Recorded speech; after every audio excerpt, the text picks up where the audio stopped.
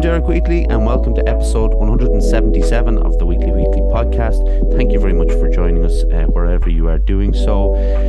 Thanks for listening to the drivel I came out with last week. I was like, I put it up there on Instagram there today, maybe, or the day before, about like I was so close to deleting the whole episode. Like, it's a grand episode, but I was just like very tired when I was doing it, and it was one of those ones I wanted to talk about, that half marathon thing and stuff like that, and get it off my chest. But it's done now, and it's in the bank, and you can support us on Buy Me a Coffee if you want as well. We'll introduce this week's guest. She is a painter and a country house restorer, and her name is Maggie Deering. How are you doing, Maggie?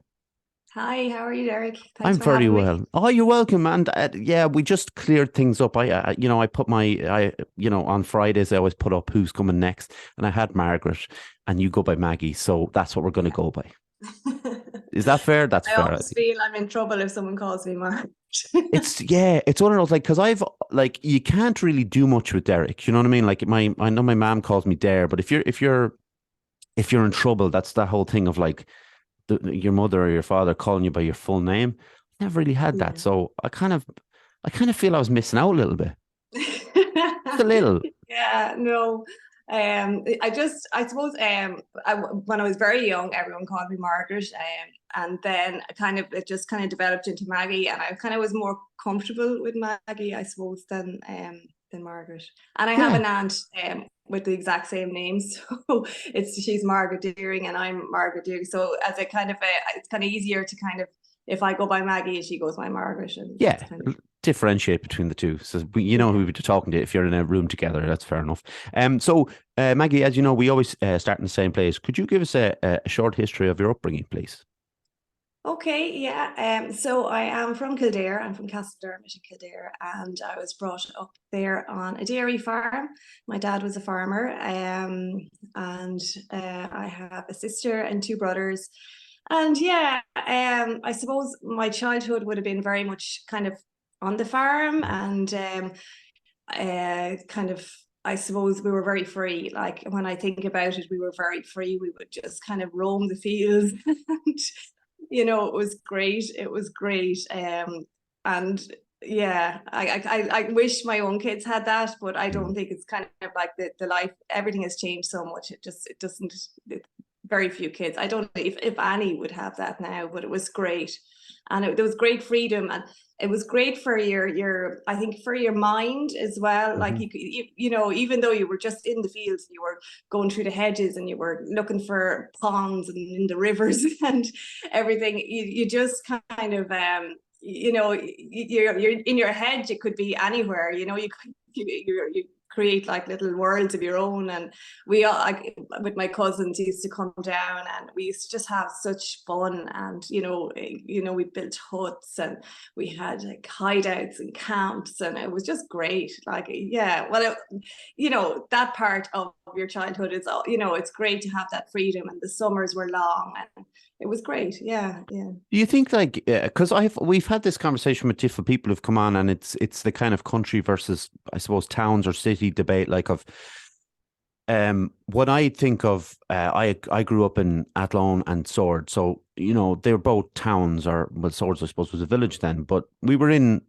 around houses and stuff. We weren't out in fields or whatever, but we were kind of knocking around a bit. And like you say, you were around in the country and that. And do you think, like, now it's because you won't see it as much anymore because it's a safety concern, or do you think like it's the child's choice? That idea of, like, we always hear, oh, they prefer to be on their tablets or their PlayStations, whatever it might be. Yeah, I think it's a bit of both. Mm. Like, I suppose there's a safety, Yeah, definitely a safety concern. And even with the farm, like back then, obviously it was dangerous, but we were told it was dangerous. But now there's huge machinery, and there's on yeah. farms. That's all changed, and even the farms have changed, as in, they're kind of big open fields now with crops in them. Whereas when we were younger, there was lots of little lakes and bogs and ditches and Mm. places to explore. I suppose now it's just very much, it's very commercial. Not everywhere, but it can be. And and then I suppose with kids as well, like, you know, they have instant entertainment on their tablet Yeah. and their phone, and it's kind of easier just to switch it on than to kind of go and make your own fun. But then when I do see my own kids, when they do get that opportunity and they do go and they are out and something happens and they love it, and Mm. hours go by and they love it and they want to go out again and again and do the same thing. And I think it just sparks something in them that they didn't know was there. So Yeah. I think it's interesting as well, on a slightly different thing with regards to like towns or like even growing up in estates and stuff like that. I'm kind of freaked out, and I know they're good for the environment and all that, and I agree with that. Obviously, I'm kind of freaked out by how silent those electric cars are. yeah, oh really? Yeah, I don't like it at all. No, because it's just the I cycle and stuff like that, and Yeah. like I live out in the country as well, but like on the main road on the way in, it's fine. But if you're in the smaller roads, you'd hear a tractor or a regular car coming up behind you, but you wouldn't necessarily with that. So it's, I suppose, like I didn't think of that as in there's bigger machinery on farms and stuff like that, and we always hear about that, those advertisements and stuff about like the dangers on the farm, and I guess it bleeds into the parents' minds, that there is more dangers now and that they have to kind of keep them a bit more under wraps.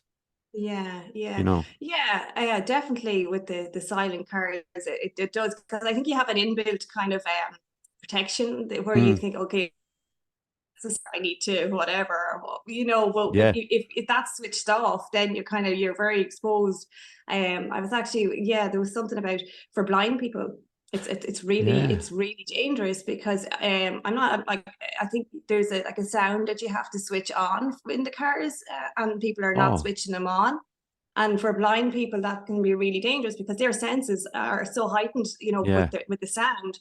And if they switch them off, their dogs don't react the same. They're guide dogs, and obviously they don't have that alarm to say, Mm. there's something coming. So yeah, like there's so many like these developments, like they always have such a knock-on effect for things you wouldn't really, you know. Yeah, they're great, and I suppose you just wouldn't, necessarily think about those kind of things that don't help the larger population. So Maggie, then, when did you first become aware of mental health? Yeah, I was thinking about this, and it's kind of funny because it stuck in my head. All like, yeah, it just kind of did stick in my head because the first time I suppose I would have heard the word mental health was, I think I was in maybe, I'd say I was in maybe second or third year in school, and there was an essay or a competition, maybe a literary competition. It was the Cecil Day Lewis competition. Mm-hmm. And I think either it supports mental health or the theme of the competition was mental health. And I remember my teacher now, on my part, I spent a lot of time daydreaming when I was in school. So I probably could have missed a lot of what she was doing when she was explaining it. But I remember thinking, I just don't get this at all. What Mm. is she talking about? What is mental health? And she didn't explain it. And I remember always having that question in my head, like, what is she talking about? Mm. Do you know? It was so basically that went over my, so it stood, the word stuck in my head. And then as years went by, I discovered, okay, so that means depression, anxiety. Yeah. Okay, I know lots about that. So it was kind of a funny thing. Like if she had explained it, then maybe then I would have kind of like, it would have triggered something in me to kind of, but no, I just remember thinking, what is she talking about? Yeah. It's very strange to kind of, I guess, assume that the students are going to know what this term is. Yeah. I remember it. I definitely didn't get it, and I suppose I was 90 in the 90s, Yeah. 92, 93. So yeah, maybe the word wasn't common, or it wasn't in my world anyway. So yeah, I Yeah. remember not getting it at all. Yeah, I would look, that's the same though. It's like I wouldn't have known what it was at that age, and definitely in the 90s, it wasn't like, I've spoken again about the Americans being ahead of us when it comes to those kind of things. And maybe that kind of assumption came from the idea that this is well known in the States and stuff. So I guess our students will know it as well. So it's kind of, Yeah. but I'm glad, obviously, the more I talk to people, the more I realize that like in schools now, it is becoming more of a thing. Yeah, definitely. And it's great, like even for primary school kids to know that these things exist, like, and to Hmm. know if they're experiencing like anxiety or any kind of troubles that you know, people understand, and they can help them, and it's not, there's nothing wrong with it, and they can, you know, it's normal, you know. So yeah. 100%. So how would you describe your style of painting? Painting. Oh, I like painting is it's for me, I came late to painting, as in I was always artistic, always creative, but I just didn't know that there was a way of kind of bringing that into my everyday life. So I would have been in school, I would have been very much focused on, well, I wasn't focused because I was a very much a daydreamer person, but I knew I had to get a good job. I knew I had to go to college, and I wanted to go to art college. And I remember it was very, I found it very difficult back then to see a path for me in what I wanted to do. And I remember I said, okay, well, I'll do a portfolio, and I apply, and I applied to 2 colleges only, which was ridiculous. And one was the NCAD and the other was Dunleary. And I got Dunleary and I didn't get NCAD. And because I didn't get NCAD, I was like, oh, you know, like maybe this isn't for me, and maybe, you know, I'm not good enough. I suppose I just thought I'm not good enough. I didn't get it. I'm not good enough. So I went and I did my leaving cert, and I ended up doing marketing in college, and I actually loved marketing, but I always loved art. Art was my thing. It was just just I just can't even describe what it is like for me. It's just such a, like, it's an outlet. It's Mm. always there. It's like the best thing I can ever do. Like, you know, is just to sit and paint, and it just gives me so much back. And so in the years in college, I didn't paint. Like, it was art and creativity more so than I didn't know that painting was going to be there, or that was something that I could do. Yeah, no matter what I was doing, whether it was in college or when I was in work, I was always trying to find the creative side, and I put so much effort into that part of whatever I was doing. And I suppose I knew that I should be an artist. I knew it, but I just didn't think it was possible. So yeah, life kind of changed, and yeah, I suppose about when I think I was 40. So yeah, about 5 years ago, I just yeah, I was in the house here, and we were renovating the house, and, you know, I was busy with kids and everything, and I decided to take an art class. And that's when I did my first painting. It was 5 years ago, and I just knew as soon as I started painting that I was going to keep doing it. I Mm. didn't know anything or where or why, but I knew I had to keep doing it. And so I just kept painting, and it just kind of evolved then. And so my style, getting back to your question, I think I see it as a kind of a journey. So as I feel like I want to know everything about it. So I want to paint, I want to learn, I want to kind of keep developing, and I just I want to just keep going. And I think I'm just going with it. If you like, I love, there's certain things I'm getting to know that I love, and I love portraiture.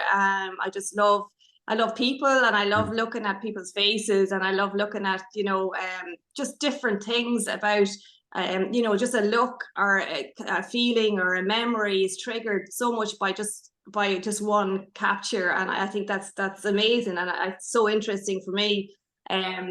Yeah, so that, I think my style, I kind of was worried at the start, you know, my style, and I loved all different types of styles. Yeah. And I loved, like, when I was in school, I loved surrealism, and I do still love surrealism, and I love kind of like the crazy and the mad. But when I'm actually painting and I finish a painting, the most satisfaction I get is from something that I've that just means something to me, and I can see Mm. something in. Just like if it's a portrait, something in the face that, you know, it's not just a picture of a face, that there's something else there, and that gives me like a great. I just feel that I've done a good job then. So I think, you know, from someone who doesn't paint, but obviously I admire any kind of art, but painting in particular. But when I look at portraits, I often think that they may be the hardest to paint, yeah, because there's well, this is how I see it. Like, there's a certain amount of responsibility on the artist to get this right, really. Like, you don't want to, Yeah, I the know you did, likeness. I know you did Countess Markovitz, for example, Yeah. and like, that's, like, she is such a, you know, famous and admired person, that to take that task on, I would feel a quite a bit of responsibility.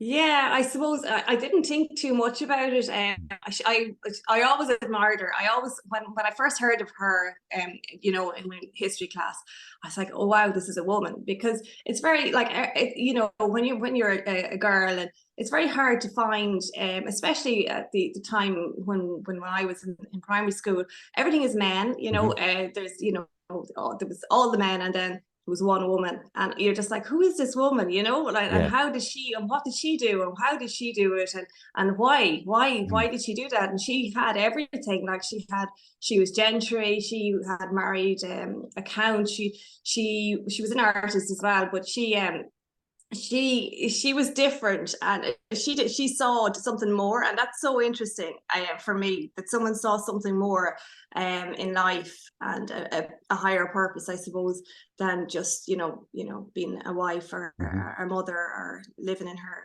palace, or whatever, wherever she was, her mansion, or wherever.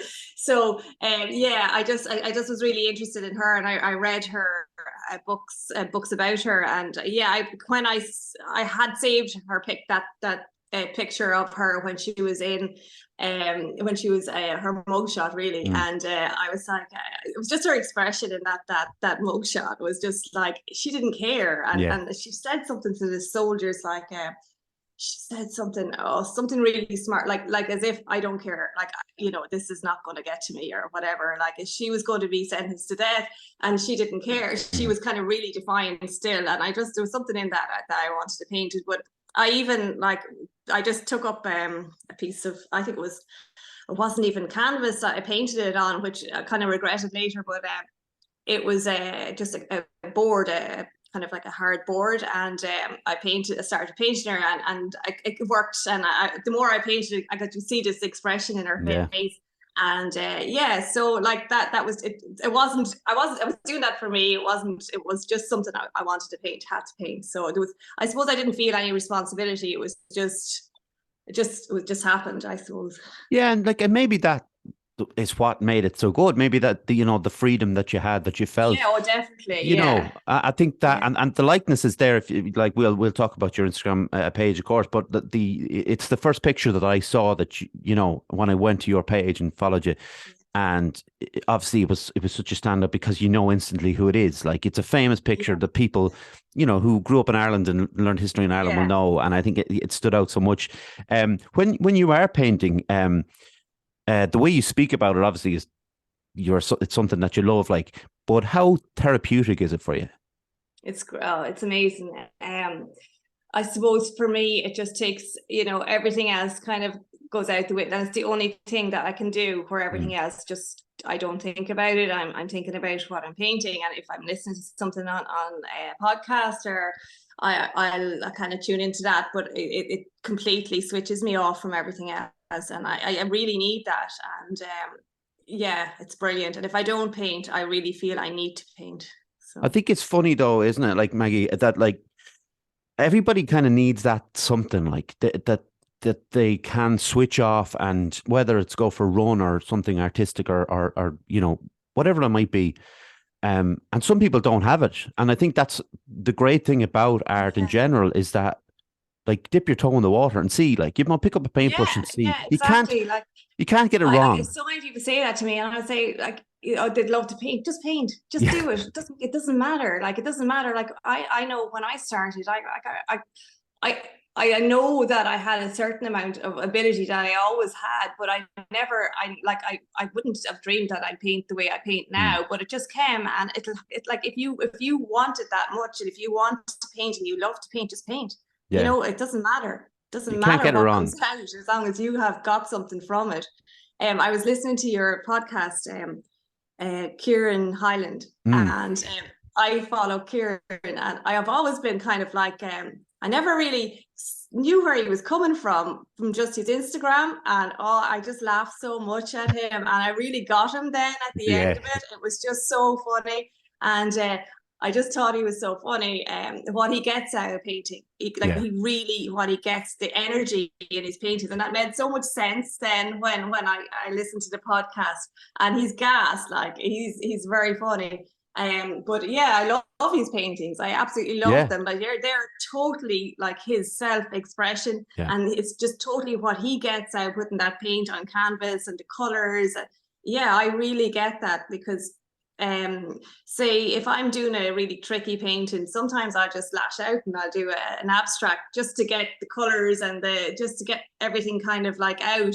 And then I go back and I start painting kind of, back kind of more controlled. But I really get that. And if that gives you so much, if it gives you so much, you should do it. Like if you want to do it, the end result and what people think doesn't matter. No, and that's a Highland original there. He was very kind to send that on to me. But I think about when I do talk to someone like Kieran, like the fact that he started not too long ago himself. And he's so energetic. Like he wouldn't sit down for the podcast. He had to stand up, and this kind of stuff. And it makes him so unique, but it also makes it also makes sense. And I think that's what's funny about it. Like he described like Salvador Dali is just some melting clock. Bendy clocks. I just laugh so much, and I used to love Salvador Dali, and it's just what he's getting out of painting isn't bendy clocks, and it's none of that. He gets it's about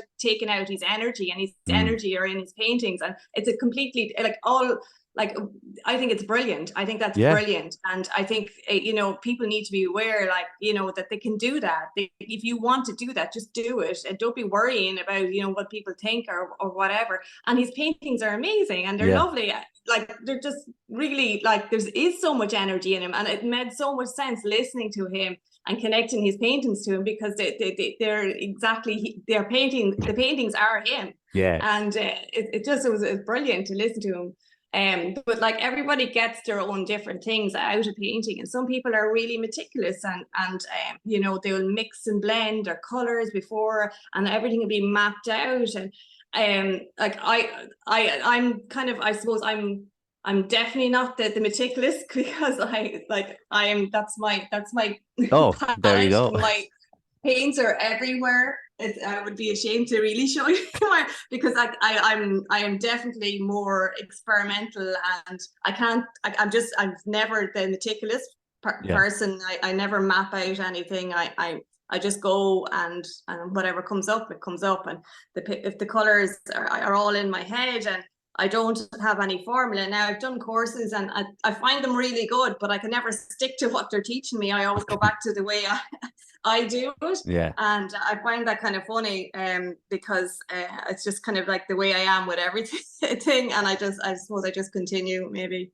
Yeah, I thought Kieran's his approach was just brilliant, and I just think anyone should listen to that, because it's great. It's great. Yeah, but I found it so amazing over the last 3 years and a bit that I've been doing this, that the people who artists in general talked about, but if I'm talking about people who work with paints and stuff like that, the huge difference in the styles that can be created, but how you can almost, when you talk to the people, that's all right. Oh, we've had a rooster and everything interrupt our podcast at one point, so don't worry about dog. But you can feel that you can see the painting, those paintings. When you talk to the people, they make more sense or something. There's like a connection between the two, like you said with Kieran. But I could say that for everyone I've spoken to, it's made more sense when I've spoken to the artist. Yeah, I definitely think so. Yeah, and I can see, people who are very meticulous with their painting tend to have a very kind of organized studio, and their life is very organized. Yeah. And I suppose I think the painting for me is a continuation of my life, and I suppose, I try not to be a mess, but yeah, it just happens, and that's just it. I just have to go with it. Here's the one for you. Okay, so this is a more of a technical side of things, and I've noticed that you are very good at this in particular. And I remember hearing this years ago. It might have even been in school. that hands are very difficult to draw / paint. Why are Yeah. hands so difficult to draw, do you think? Yeah, I suppose it's just all the angles and the shadows, Mm. because there's so many different parts, you all interacting, and all your fingers can go different ways, and then they cast different shadows, and they're different lengths, and yeah, but I actually love painting hands. It's I love it. It's Yeah. a challenge, and I love hands. Not my own, but I love hands, and yeah, I think they're really interesting because I just remember hands. Like I remember in detail my granny's hands, both my granny's hands. For some reason, I just think it's a just something I love to paint as Yeah. well, and my sister's hands are the very same as my daughter's hands, and Oh. I've painted a portrait of my daughter at the moment, and her hands and her toes are exactly the same as my sister's, and Ah. it's just crazy. Yeah, I love But that's, hands. yeah, it's funny. Like, I suppose if you approach the work as if, oh God, the hands are next, they're never going to be right. You know, it's like if you embrace the subject matter, I think it's like, oh, Yeah, this might be yeah, easier. I think if it's something that you're, yeah, I actually I know, because I've heard artists say like they love it, see like an easy painting is one that has no hands or feet, Yeah. and I'm kind of going, but I actually love the hands and feet. Yeah. They're, and then I love eyes as well. I love painting eyes as well. Because I think there's so much expression in eyes if you get it right. And it's difficult. It is difficult, but I think, like, and yeah, you can be fighting with the canvas, and it doesn't always go right and Yeah. whatever, but you keep going, and I suppose, I'll keep going until I get it the way I want it. And if I don't, I'll just move on and do something. But I suppose it's a challenge, and Mm. I like it. That's kind of what makes me love it. It's the challenge. Is there like, and you talked about eyes as well, and that's something that I've noticed a lot. Is there like a certain amount of sadness in your portraits? Yeah, people say that, and Yeah. oh God, I don't know. I suppose, yeah. Everyone says like every portrait you do is really a self-portrait. I don't know if I'm sad. Yeah. Look, it's hard. It's hard to look at yourself and see. But maybe that's what it is. That's what I see. Yeah. I don't know, or maybe that's what kind of gets my attention. I don't know. I But actually I don't know. I think that it's a testament to your work though, because if you're painting people and like, but the whole idea of eyes are the windows of the soul and stuff, and if you see the eyes in a painting and you can sense a sadness in it, I think it's a kind of a Yeah. job done.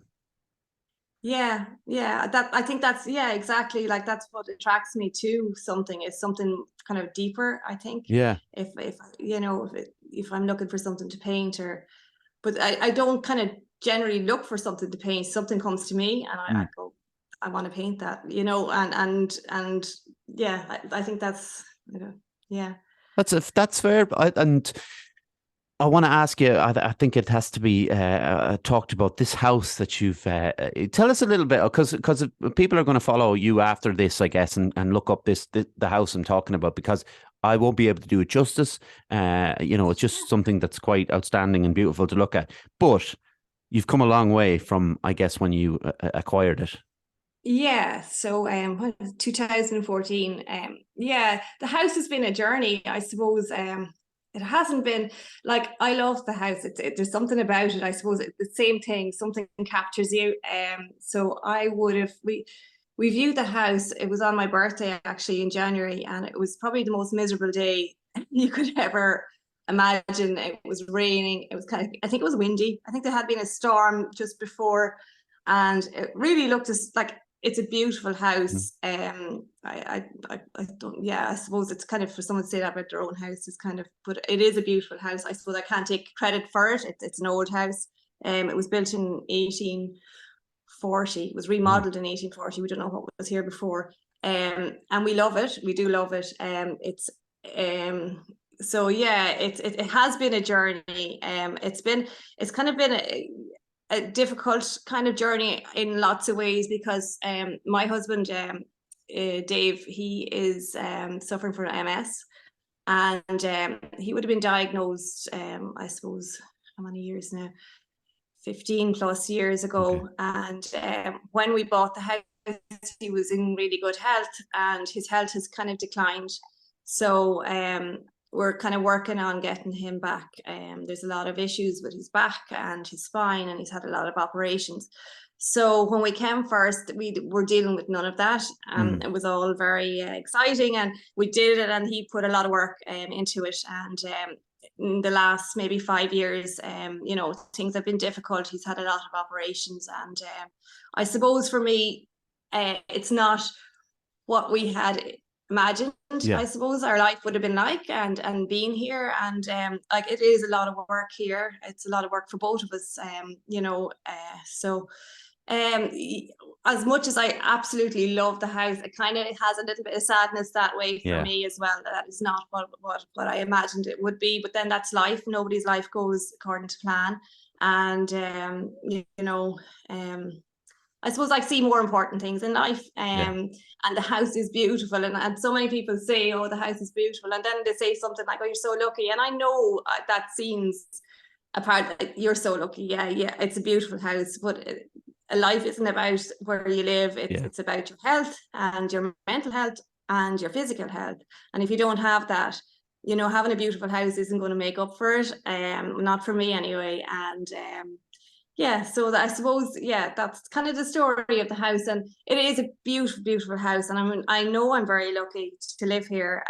There's been a huge amount of work, you know, a huge amount of work, a sacrifice, you know, and Dave has worked very, very hard, you know, even to buy the house and to do it up. And, you know, I suppose you give it all back, you know, for health. And of course, and that, you know, obviously I didn't know that about your husband, and you know, when you look back at kind of, he could do it. Sorry, that's my dog again. That's all right. He could do a podcast with you himself, I think. I'm sure he could. Yeah, I'm sure. But I think, you know, for two people to take on something, and I know you did it before. You told me before we started recording here that you did it before in a house in Wexford and stuff. What is it as a you know, as a partnership that you have? Why do you think that you want to take on such big tasks like this? Because I think, because to me it's like, I think, I'd say for myself, I won't say for anyone else, but for myself, I'm thinking, like, if I had the resources to buy a house, I'm just going to buy one that's finished. You know what I mean? Because I like, obviously there's something in it for both of you that you really enjoy.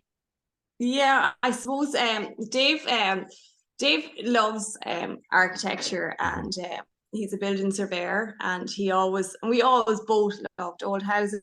Always just, there's something, you know, maybe the two of us have that same thing that we, you know, I think a lot of artists have that. If you know, they have that thing where they just, you know, maybe it's a romantic thing, or I don't know. I think it's just a history, and you know, every room has history, and every detail has history, and I suppose it just triggers your imagination, maybe, and and I would think he's the same. And it was just something we wanted to do, and there's always a connection. So the house that we did in Wexford was actually the house I used to go on holidays when I was little, down beside the sea. So my mom used to work in a pharmacy, and the owners had this cottage in Wexford, and we used to go down. It was beside the sea in Feather-on-Sea, and we used to go down when we were little, and by some chance I seen it for sale, and it was derelict.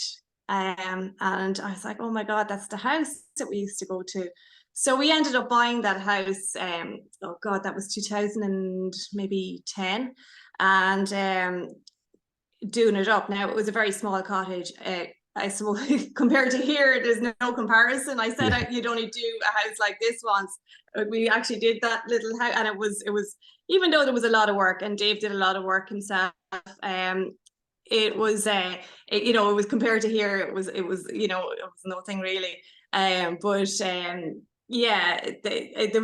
always a story, I suppose, you know. It's maybe a romantic thing that I have, and maybe he just goes along with it. I don't know. So that house is very special to us, and I think it's not just about it's definitely not about developing, and it's definitely, I don't know what it is, but it just, I suppose the two of us just, like, when we viewed this house, it was, as I said, it was a really bad day, and everything was it was raining, so the water was coming in through the roof, and you could see the leaks. And I remember thinking, I love this, but I was like, he will never buy this house because there's just too much wrong. And he, as he's a building surveyor, he would be able to see, like, even more than I can see that's wrong. But he came out and he was like, I love it, I want to buy it. So yeah, maybe the two of us have that thing, I don't know. Maybe you do. And like, just after talking to you for the last half hour, like, is history something that's very important to you? Because we talked about Count Markovitz, and we're talking about like a house that from the 1840s. Obviously, it's something that's very important to you. Yeah, it is. Like, I don't know why, and I'm not very good at, like, I wouldn't be one that be kind of like reeling off dates and events and everything, but I think it's more people, and I think it's more people. Like, we found in the house here an inscription upstairs, and they were taking off some paneling, and in behind it was an inscription from 1901, and it was a carpenter, and he had inscribed it was a kind of a rebellious kind of thing, and I suppose the house here would have been, a gentry, people in it, and they would have been, what would you call it, loyalists or whatever, and it was kind of like, Irishmen, would take up your arms and fight, and he would have definitely went to jail for if he had been caught writing that in this house, like, and I just thought that was so special. It just really, like, it really, kind of, I was like, oh my God, he was so brave. Yeah. And he put his name and his date of birth and everything on it, and his address. He was definitely going to, and then, for it to be discovered, how many years later, nearly 100 years later. And this was before, even the Rising or anything. And it was just, I just thought it was brilliant. It's one of those things, like when you look at a house like that and you hear those stories of these houses, like, were burned down to the ground, during the 1910s, 1920s, and you kind of hear you kind of think, like, what a waste, like, what could have been of these places, what we could have made of them. Like, you've turned yours around to, like, I know you're saying, like, it's livable and stuff, but you have an Airbnb in there as well. Yeah, we have an Airbnb. There's a cottage. It probably was part of the stables that go with it, with the house here, and it kind of the groom's cottage. And it was there for a long time with nothing. And I was kind of trying to do it up, and I was just working on it myself. And we obviously had done a lot of the plumbing and all that was done. So I was just trying to kind of get it to a standard where you could have people in it for Airbnb. Yeah. And then COVID came along. I had bookings, and then COVID came along, so we stopped. We had to cancel those bookings, and obviously everything was cancelled then. And then I started after. So last year was our first guest, and yeah, we rented out. It's nice to have it used. We're kind of a little bit, as Dave said, like, he loves this. Like, it's completely, we're miles away from, well, not miles, but we're a good distance away from any neighbours, and it's completely peaceful here, and it's lovely to have it like that. But then when you have Airbnb, you're sharing it, and it is and I love to see people enjoying it and looking at the house and kind of going for walks. We have an artificial lake down kind of in some woodland, and it's lovely to see them enjoying it, the way we do as well. So yeah, it's gorgeous. Yeah, it's good to use it. Yeah, of course, but it's going back to that kind of idea of whether it's history or people, and I think the fact of knowing you for this very short period of time, but seeing into your art and stuff, it seems to be people. The idea of someone who likes to paint portraits and who takes almost like great inspiration from seeing that man writing the 1901 and stuff. I think that's what you're kind of drawn to. So it makes sense if, like, because a lot of people might think, if they have a house like you do, or a land, a piece of land like you do, that, like, I don't want other people near. Like, I've worked so hard for this. Like, I don't need people around. But you're welcoming. No, I suppose maybe it's where you're coming from, and like that. I love that people share the same interest as I do in it, And I suppose with Instagram, when I started Instagram, God, there's like when it was 2017 or 18. It was for that reason. It wasn't, it definitely wasn't, look at my house or Yeah. whatever. It was definitely to share what I saw in the house and the architecture and just the different, like the fact that somebody designed the house and built the house the way it was built. And it's so unique, and I think it has to be shared, and Yeah. it's all part of all our history. And even like the history of the people who worked here is so important, and I'd love to know more about different people that worked here. Yeah. And I even different things, like we get little hints in the stables, which is lovely, because that part kind of was left as is, and people used to write little inscriptions on the walls, and some of them are really like, they're, it's just lovely to read them, and to read the dates. They always put the dates on it, and their handwriting is always lovely. They had such lovely handwriting, and and they're only writing graffiti, really. Yeah. Like, it's not graffiti, but it's Yeah. in today's terms, it's graffiti, but it's all done so lovely, and I love seeing that, and I love finding stuff like that. And even I found old pipes, somebody's tobacco, and their whole set down in the sheds, and I just thought, wow, this is somebody who worked here, must have left it here, or never came back for it when they left, and it's all here, the things for cleaning the pipe, and it just, it's amazing.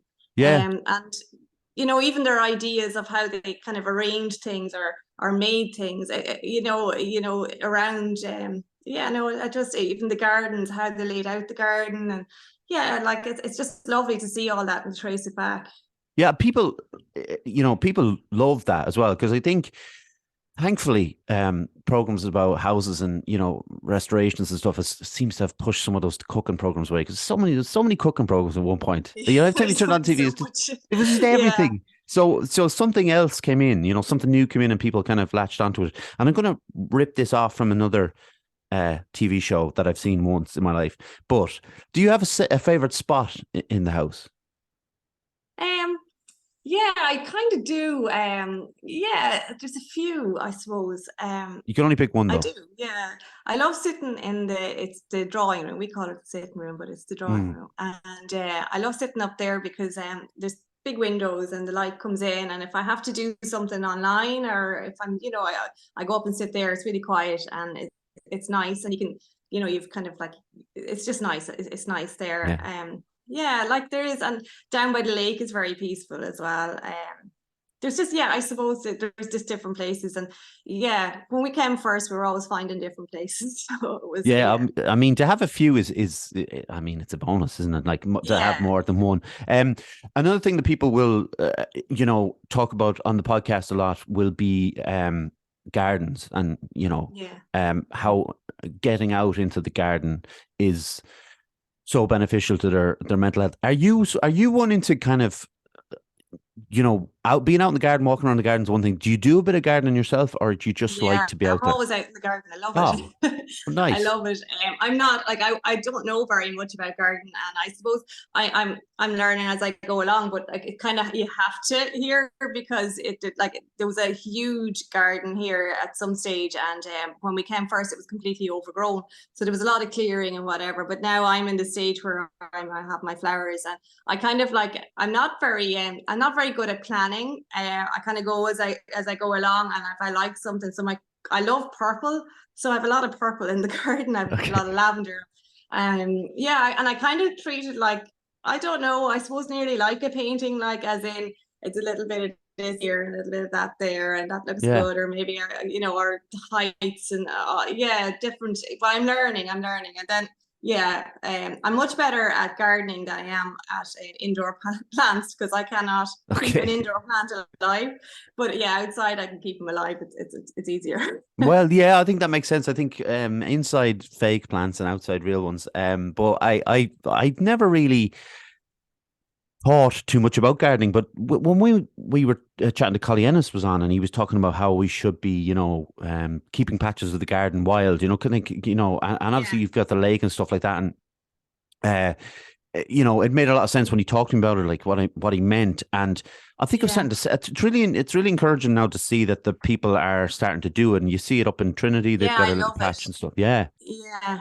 We have as you come in, we have a drive, there's lime trees on the avenue, and there's paddocks, and we have them gone. We let them go wild in the summer, and Mm. the flowers and the bees, and it's amazing. It's amazing just to see the wildlife, and yeah, you're very much with nature here, and like, you know, this just like, I lived in the country before, and it was, I suppose, because maybe it was a farm, it was very active. Here is very quiet, so we get to see a huge amount of nature. Like, we've seen everything from badgers to deer to everything, like, really, and it's great. Foxes, and, you know, and squirrels, and we've really, like, yeah, it's kind of like a little oasis, I do think, you know, because it's kind of surrounded by farmland, and then we're kind of like, we've a lot of trees, and it is like little bits of woodland and garden, and yeah, it's like, you know, and it's very quiet. So I think, you know, the nature kind of responds to it. And yeah, I love to let like patches go wild as well. And even I've seen it, like, now they're kind of, there's a kind of like a backlash against manicured lawns, and they're saying just Yeah. let them go wild. And yeah, like, I'd be all for that. Like, but kind of, in a way, I can see as well, if you leave it too much, it does, like, nature does take over as well. So you have to kind of be careful with that too. Yeah, there is a kind of a happy medium to kind of find, and I look, of course it depends on the size of the lawn. Like, you've got a little lawn, you're going to kind of just cut it and have a look and neat, and Yeah, I get that, and this is exactly. You're what, not good. Yeah, yeah, exactly. like, You need that space. you need the space, and I think another thing is, like, if we, you know, in the last 20 years have been told, um, the best way to have your garden is neat and tidy, so everybody kind of can see that it looks like neat and tidy, then it's Yeah. like, oh well, fair enough, but you know, when we hear people talk about why we should do it and the proper reasons why we should have it, Yeah, it yeah. makes sense. You know, like saying the It does make bees. sense. Yeah, yeah, exactly. And it really, I think, you know, we all have to kind of switch our brain back from what looks good to Mm, what is good, you know. You know, manicured lawns look really good, but you know, maybe we need to be, like, you know, looking after the insects and mm, everything that we're destroying when we have them. And yeah, and I think there's always, like, there's always a compromise, like, as well. You can have it like halfway between both, you know, yeah, and a little bit of both. And if everybody does their little bit, then, you know, it's great. If everybody does it, it's great, you yeah. know. I think I think it's brilliant. It's very important. This is going to be a very unfair question to ask, but percentage wise, how far are you along with the house that you want to have? Oh, yeah. Well, I'm kind of happy the way it is Oh, now. good. There are little bits that need to be done, but I Right. kind of, I don't want to go really any further, as in, you know, there's a lot when there's work going on in the house, it's very distracting. Yeah. And, you know, I suppose you kind of need your life as well. And I am happy, as in, yeah, like, there's bits and pieces to be done, but yeah, no, I don't think we'll do a huge amount more. As in, you know, when I say there's bits, it's kind of very small, Mm, but like, they're just waiting to be done, you know.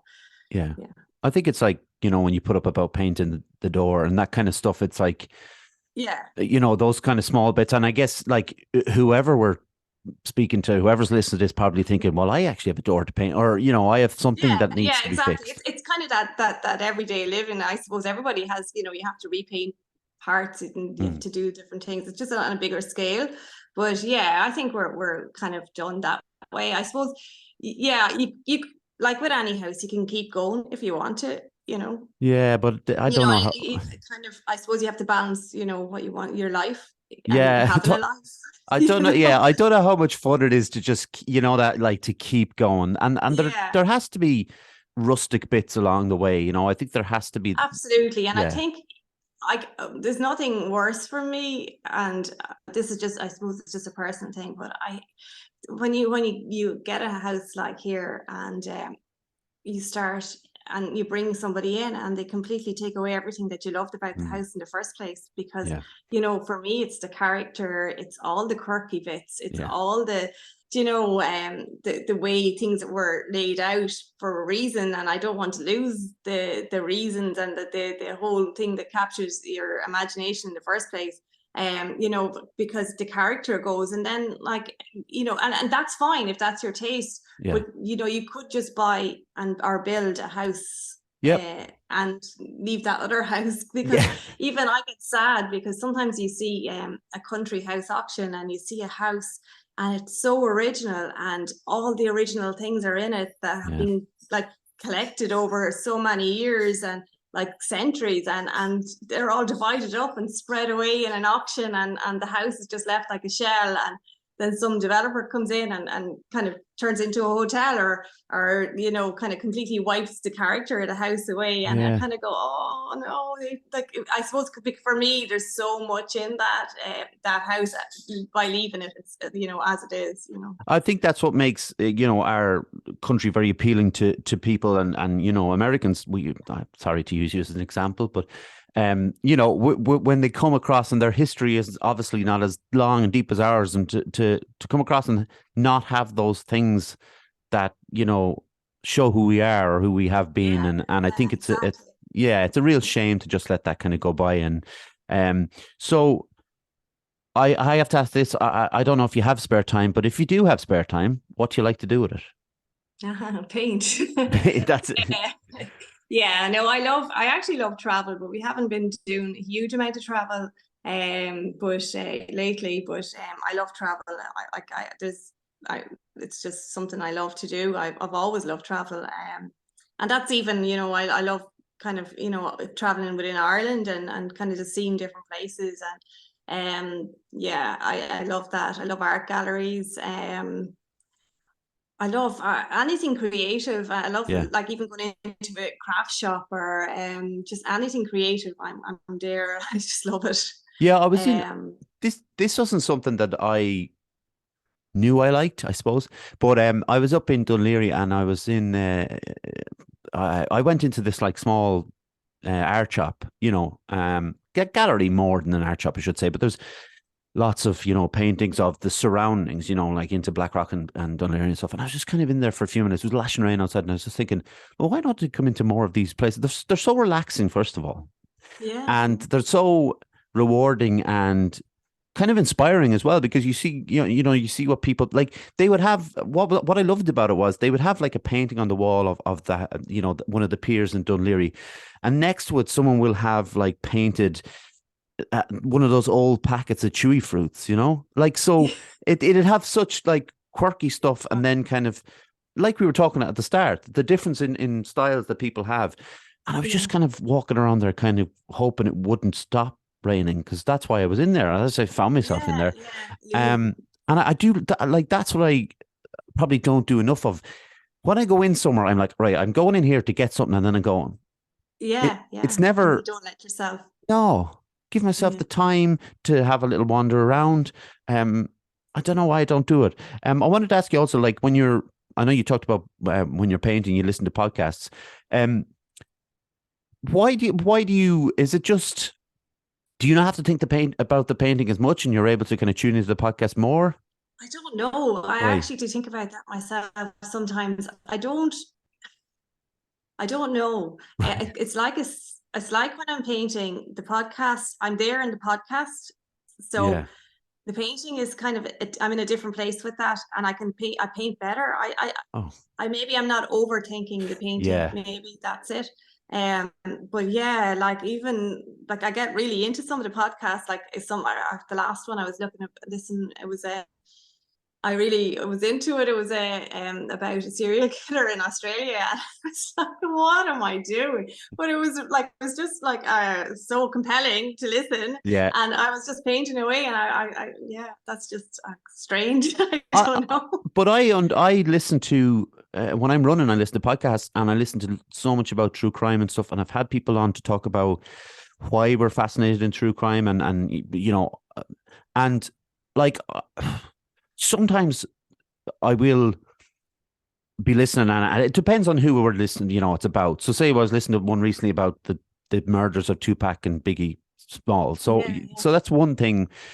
But then when you're listening to something that's way more graphic and horrible, you're kind of going, why am I putting myself through this? But sometimes I come out of it. You know what I mean? Like, and then but sometimes I come out of it and I think to myself, well, thankfully I'm kind of normal, like that I can move away from this stuff and appreciate that, like, none of this stuff would be ever, in my head. None of that, it's a weird Yeah, thing. absolutely.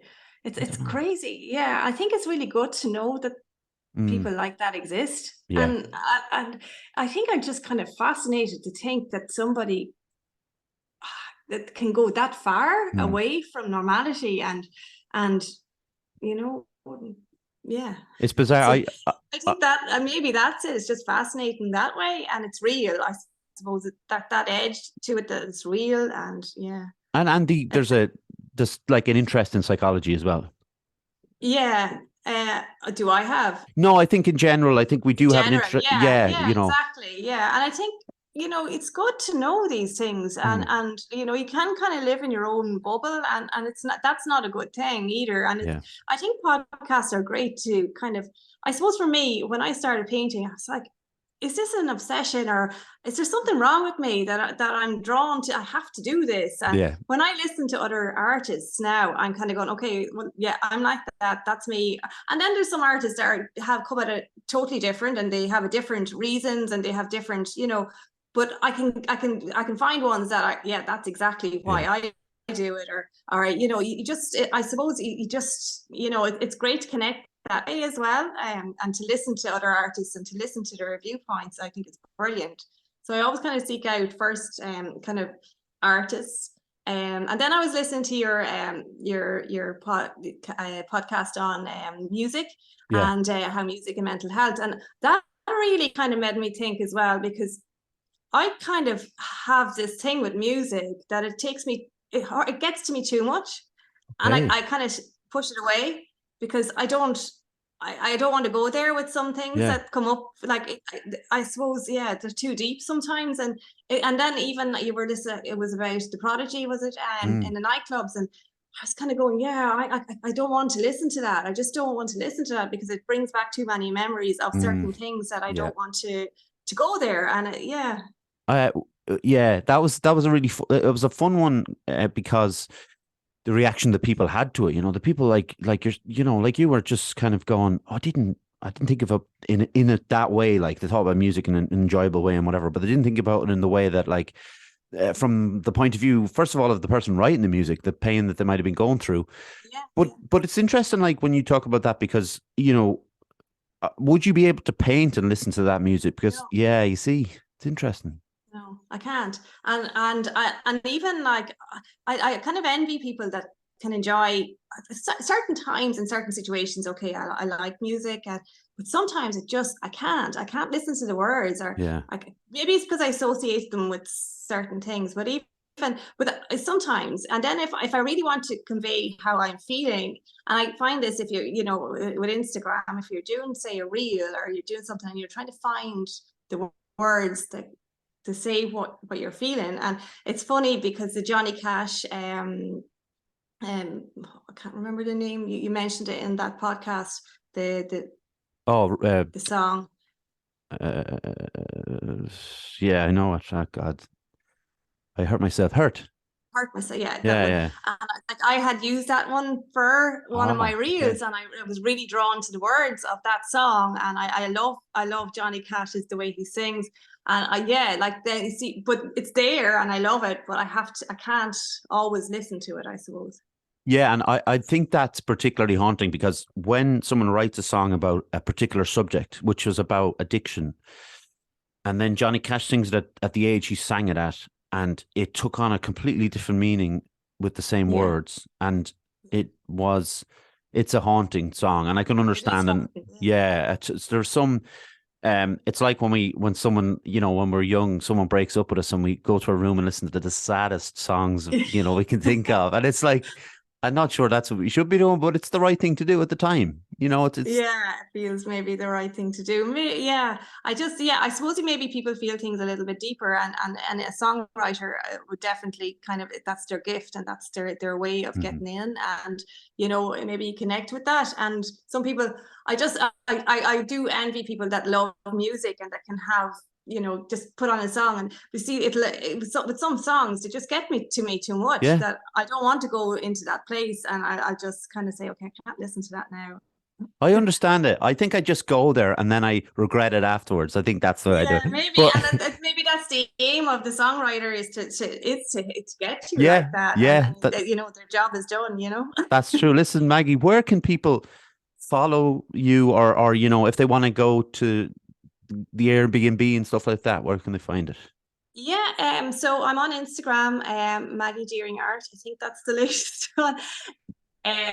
Yeah, Maggie Deering Art, and you can, yeah, on Airbnb. I'm in Carlow Yeah, in Ireland, and yeah, that's it. I yeah, don't do Facebook. I don't do Twitter. you're dead right. So yeah, it's mostly Instagram You're or my dead right. email either. You've been an absolutely brilliant guest. Thank you very much for coming on. If you wouldn't mind sticking around for 1 minute, we'll do the little closing thing. I'll take a photo and then we will go on our way. Okay, yeah. Brilliant. I Thanks, need to Sarah. thank. Oh, you're welcome. I need to thank John for all the technical stuff. I always thank my mom, my dad. It's actually Father's Day today as we record, not when this comes out. Yeah. My granddad, Jaron Calvin. Subscribe to us on YouTube or on Facebook, Instagram. Obviously, follow the podcast and Maggie at the same time. We're on Twitter for some reason still. Where you can find us on Spotify, Apple, Anchor, Google Podcasts, all the other ones. Obviously, thanks to everyone who came on and listened today or watched or whatever they did. And once again, Maggie, thank you very much. You're very welcome. Thank you. Everyone else, yeah, see you next week. Bye.